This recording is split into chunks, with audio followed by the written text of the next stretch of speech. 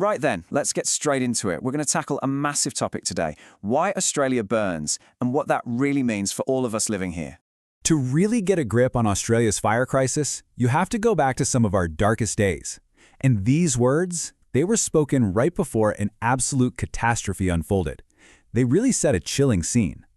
So get this, at its absolute peak, the 2009 Black Saturday firestorm released the same amount of energy as 1,500 Hiroshima-sized atomic bombs. Now let that sink in for a second. The sheer power is it's almost impossible to comprehend. Then fast forward a decade to the 2019-2020 Black Summer.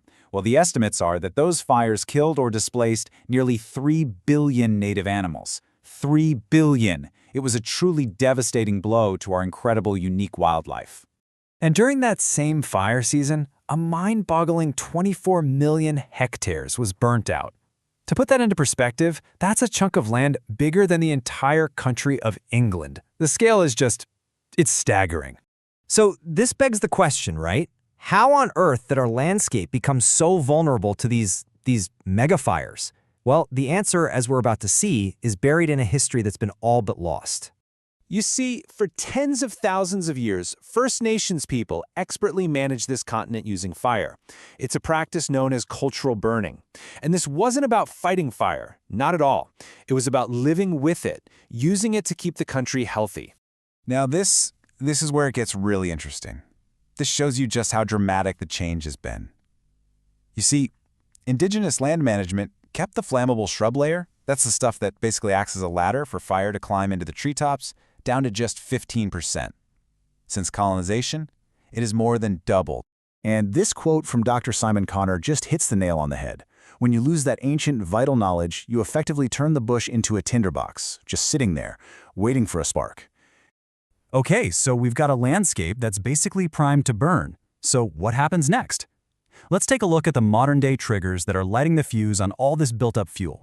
Probably the best way to think about it is like this. The bush is a fireworks warehouse. And for 200 years, instead of the regular, careful cleanup that cultural burning provided, we've just let the explosive chemicals pile up on the floor. And on top of that, climate change is throwing fuel on the fire, literally. Things like a positive Indian Ocean dipole are creating those record-breaking heat waves and drought conditions that make everything so much worse. So what about the sparks themselves? Well, they can be natural, think lightning strikes during a dry storm, or they can come from our own failing infrastructure, like the fallen power line that started the absolute deadliest fire on Black Saturday. And look, you often hear about arson in the media, right? But it's so important to actually look at the data here. The science shows it's a tiny, tiny fraction of the problem, around 1%. It's just a very small piece of a much, much bigger and more complicated puzzle.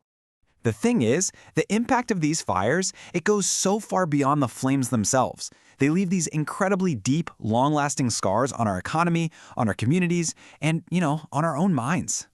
Let's talk money for a second. The Black Summer fires are estimated to have cost the Australian economy over 100 billion Aussie dollars. That makes it our nation's most expensive natural disaster by a country mile. And yet, this chart just says it all, doesn't it? It perfectly illustrates the problem.